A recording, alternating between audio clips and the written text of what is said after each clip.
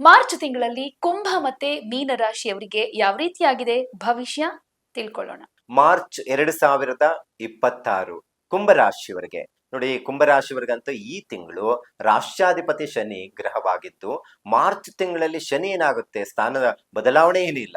ಆ ಸ್ಥಾನಕ್ಕೆ ಒಂದಷ್ಟು ಫಲಗಳು ಹೇಗಿರುತ್ತೆ ಅಂತ ಹೇಳಿದ್ರೆ, ದ್ವಿತೀಯ ಸ್ಥಾನಕ್ಕೆ ಹೋದಾಗ ಒಂದಷ್ಟು ಆರ್ಥಿಕ ಸಂಕಷ್ಟಗಳು ಉಂಟಾಗಬಹುದು. ಆದ್ರೆ ಯಾವಾಗ ಶುಕ್ರನ ಜೊತೆ ಸಂಯೋಗ ಆಯ್ತು ಅಂದ್ರೆ ಲಾಭವನ್ನು ನಿರೀಕ್ಷೆ ಮಾಡಬಹುದು ಅಂತ ಶಾಸ್ತ್ರದಲ್ಲಿ ಹೇಳುತ್ತೆ. ಅದರಲ್ಲಿ ಯಾರಿಗೆ ಲಾಭ ಚೆನ್ನಾಗಿರುತ್ತೆ ಅಂತ ಹೇಳಿದ್ರೆ, ಮಾರ್ಚ್ ತಿಂಗಳಲ್ಲಿ ವ್ಯಾಪಾರಸ್ಥರಿಗೆ, ಏನೋ ಬಿಸ್ನೆಸ್ ನೀವೇನೋ ಮಾಡ್ತಾ ಇದ್ದೀರಾ, ಆ ಬಿಸ್ನೆಸ್ ಅಲ್ಲಿ ಒಂದಷ್ಟು ನಿಮ್ಗೆ ಲಾಭವನ್ನ ನಿರೀಕ್ಷೆಯನ್ನ ಮಾಡಬಹುದಾಗಿದೆ.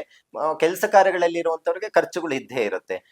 ಏನೋ ಸಂಬಳಕ್ಕೆ ನಂಬ್ಕೊಂಡಿರ್ತೀರ, ಜೀವನ ಹೇಗೋ ನಡೀತಾ ಇರುತ್ತೆ. ಇನ್ನು ನಿಮ್ಮ ಆರೋಗ್ಯದ ವಿಚಾರದಲ್ಲಿ ಏನಾದ್ರು ಪ್ರಾಬ್ಲಮ್ ಇದೆ ಅಂತ ಹೇಳಿದ್ರೆ, ಮಾರ್ಚ್ ತಿಂಗಳಲ್ಲಿ ಕುಂಭರಾಶಿಯವರಿಗೆ ಆರೋಗ್ಯ ಅನ್ನೋದು ಬಹಳ ಉತ್ತಮವಾಗಿರುತ್ತೆ. ಯಾವುದೇ ರೀತಿ ಸಮಸ್ಯೆ ಇರೋದಿಲ್ಲ. ಇನ್ನು ಪ್ರತಿಯೊಂದು ಕ್ಷೇತ್ರದಲ್ಲಿನೂ ಸಹ ಯಶಸ್ಸು ಪ್ರಾಪ್ತಿ ಆಗುತ್ತೆ ಅಂತ ಹೇಳುತ್ತೆ. ಮತ್ತೆ ಒಂದಷ್ಟು ಪಿತ್ರಾರ್ಜಿತ ವಿವಾದಗಳು ನಿವಾರಣೆ ಆಗುತ್ತೆ, ಅಥವಾ ಪಿತ್ರಾರ್ಜಿತ ಆಸ್ತಿ ಸಮಸ್ಯೆಗಳು ಏನಾದ್ರು ಇತ್ತು ಅಂದ್ರೆ ಕುಟುಂಬದ ಜೊತೆ ಒಂದಷ್ಟು ಮಾತುಕತೆಯಲ್ಲಿ ಸರಿ ಮಾಡಿಕೊಳ್ಳೋದಕ್ಕೆ ಸಾಧ್ಯ ಆಗುತ್ತೆ. ಕುಟುಂಬದ ವಿಚಾರದಲ್ಲಿ ಒಂದಷ್ಟು ಶುಭ ಕಾರ್ಯಗಳು ನಡಲಿಕ್ಕೆ ಸಾಧ್ಯ ಆಗುತ್ತೆ. ರಾಶಿಯಲ್ಲಿ ಏನಾದ್ರೂ ಕುಜ ರಾಹು ಇದ್ರೆ ಒಂದಷ್ಟು ಕೋಪ, ಸಿಟ್ಟು, ಅತಿಯಾದಂತಹ ದುಃಖ, ಯೋಚನೆ, ಕೆಲಸದ ಒತ್ತಡ ಇದು ಸಹಜವಾಗಿರುತ್ತೆ. ಒಂದಷ್ಟು ಕೆಲಸಗಳು ಜಾಸ್ತಿ ಆಯ್ತು ಅಂದ್ರೆ ಇವನು ಬರ್ತಾ ಇರುತ್ತೆ. ಕುಜ ಅಗ್ನಿ ತತ್ವ, ಬೆಂಕಿಯನ್ನ ಕೊಡೋ ತರ ಕೋಪ, ದಿಢೀರ್ ಮೂಗಿನ ಮೇಲೆ ಕೋಪ ಮಾಡ್ಕೊಳ್ಳೋದು, ಯಾರ ಮೇಲೇನ ಜಗಳ ಮಾಡ್ಕೊಳ್ಳೋದು ಸಾಧ್ಯತೆ ಇರುತ್ತೆ.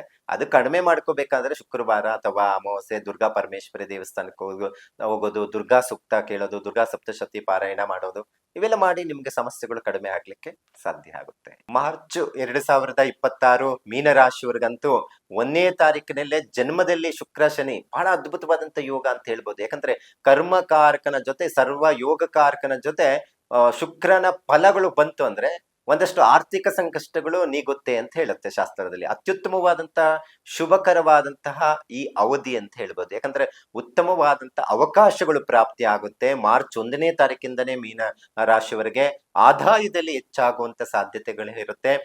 ಕೆಲಸ ಕಾರ್ಯಗಳಲ್ಲಿ ಒತ್ತಡಗಳು ಹೆಚ್ಚಾದ್ರೂ ಸಹ, ಯಾಕಂದ್ರೆ ಜನ್ಮ ಶನಿ ಇದ್ದಾಗ ಒಂದಷ್ಟು ಕೆಲಸ ವಿಳಂಬ ಆಗುತ್ತೆ, ಕೆಲಸದ ಒತ್ತಡ ಉಂಟಾಗುತ್ತೆ. ಆದ್ರೆ ಯಾವಾಗ ಶುಕ್ರ ಶನಿಯ ಜೊತೆ ಪರಮೋಚ್ಚ ಸ್ಥಾನಕ್ಕೆ ಶುಕ್ರ ಪ್ರವೇಶ ಅಥವಾ ಸಂಯೋಗ ಆಯ್ತು ಅಂತ ಹೇಳಿದ್ರೆ, ಸ್ವಂತ ಬಿಸ್ನೆಸ್ ಇರುವಂತವರಿಗಂತೂ ಉತ್ತಮವಾದಂತಹ ಅಭಿವೃದ್ಧಿ, ಲಾಭ ಪ್ರಾಪ್ತಿ ಆಗುವಂತ ಸಾಧ್ಯತೆ ಇರುತ್ತೆ. ಇನ್ನ ಪಿತ್ರಾರ್ಜಿತ ಆಸ್ತಿ ವಿವಾದಗಳು ಇತ್ಯರ್ಥ ಆಗುತ್ತೆ. ನೋಡಿ, ಈಗಾಗಲೇ ಬಹಳ ಜನ ಕೋರ್ಟು ಕಚೇರಿ ಹತ್ತಿದ್ದಾರೆ ಆಸ್ತಿ ವಿಚಾರದಲ್ಲಿ, ಅಥವಾ ನೀವೇ ಸಂಪಾದನೆ ಮಾಡಿರುವಂತದ್ರಲ್ಲಿ ಸಮಸ್ಯೆ ಆಗಿದೆ, ಅಂತಹದ್ದು ಸಹ ಬಗೆಹರಿಸಿಕೊಳ್ಳೋದಕ್ಕೆ ಸಾಧ್ಯ ಆಗುತ್ತೆ. ಇನ್ನ ರಾಷ್ಟ್ರಾಧಿಪತಿ ಮಿಥುನ ರಾಶಿಯಲ್ಲಿ ಇರೋದ್ರಿಂದ ವಿದ್ಯಾರ್ಥಿಗಳು ಸ್ವಲ್ಪ ಎಚ್ಚರಿಕೆ ವಹಿಸ್ಬೇಕಾಗಂದ್ರೆ, ಎಕ್ಸಾಮ್ಗಳು ನಡೀತಾ ಇರೋದ್ರಿಂದ, ಯಾಕಂದ್ರೆ ರಾಷ್ಟ್ರಾಧಿಪತಿ ಬಲಹೀನನಾಗಿರ್ತಾನೆ, ಮಿಥುನ ರಾಶಿಗೆ ಶತ್ರುಸ್ಥಾನ ಆಗಿರುತ್ತೆ. ಮಕ್ಕಳ ನಡುವೆನೆ ಒಂದಷ್ಟು ಸಮಸ್ಯೆಗಳನ್ನ ಮಾಡ್ಕೊಳ್ಳುವಂಥದ್ದು, ಅಥವಾ ಏನೋ ಸೈಕಲ್ ತಗೊಂಡೋಗಿ ಅಥವಾ ಗಾಡಿ ತಗೊಂಡು ಬಿದ್ದು ಏಟ್ ಮಾಡ್ಕೊಳ್ಳೋದು, ಈ ತರದ್ದೊಂದಷ್ಟು ಸಮಸ್ಯೆಗಳು ಉಂಟಾಗುವಂತ ಸಾಧ್ಯತೆಗಳು ಇರುತ್ತೆ. ಹಾಗಾಗಿ ಬಹಳ ಎಚ್ಚರಿಕೆ ಅಗತ್ಯ ಇದೆ ಅಂತ ಹೇಳ್ಬೋದು. ಇನ್ನು ವ್ಯಯಸ್ಥಾನದಲ್ಲಿ ಕುಜ ರಾಹು ಸಂಯೋಗದಿಂದ ಭೂಮಿ ನಷ್ಟ ಉಂಟಾಗುವಂತದ್ದು ಇರುತ್ತೆ. ಅಂದ್ರೆ ಭೂಮಿ ವಿಚಾರದಲ್ಲಿ ಏನಾದ್ರೂ ಬೇಡವಾದಂತ ಸಮಸ್ಯೆ ಇರುವಂತ ಭೂಮಿಗೆ ಬಂಡವಾಳ ಹಾಕಿ ಸಿಕ್ಕಾಕೊಳ್ಳುವಂತದ್ದು ಇರುತ್ತೆ. ಈ ಮಾಸ ಅಂದ್ರೆ ಈ ಏನು ಮಾರ್ಚ್ ತಿಂಗಳಲ್ಲಿ ಯಾವುದೇ ಕಾರಣಕ್ಕೂ ಆದಷ್ಟು ಸಹ ಮೀನರಾಶಿಯವರು ಬಂಡವಾಳ ಹೂಡಿಕೆ ಮಾಡ್ಲಿಕ್ಕೆ ಹೋಗ್ಬೇಡಿ. ಇನ್ನ ಸರ್ಕಾರಿ ಕೆಲಸದಲ್ಲಿ ಇರುವಂತವ್ರಿಗಂತೂ ಈ ಸಂಯೋಗ, ಈ ಶನಿ ಮತ್ತೆ ಶುಕ್ರ ಪ್ರಮೋಷನ್ಗೆ ದಾರಿ ಕೊಡುತ್ತೆ. ಅಂದ್ರೆ ಉತ್ತಮವಾದಂತ ಅಭಿವೃದ್ಧಿ, ಒಂದಷ್ಟು ಅನುಕೂಲ ಆಗುವಂತ ಸಾಧ್ಯತೆ ಇರುತ್ತೆ.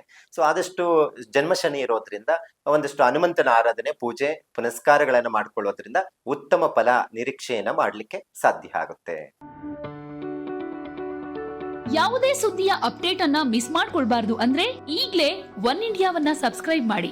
ನಿಮಗೆ ಬೇಕಾದ ಭಾಷೆಯಲ್ಲಿ ಎಲ್ಲಾ ಸುದ್ದಿ ತಿಳಿಬೇಕು ಅಂದ್ರೆ ಒನ್ ಇಂಡಿಯಾ ಆಪ್ ಅನ್ನ ಡೌನ್ಲೋಡ್ ಮಾಡ್ಕೊಳ್ಳಿ.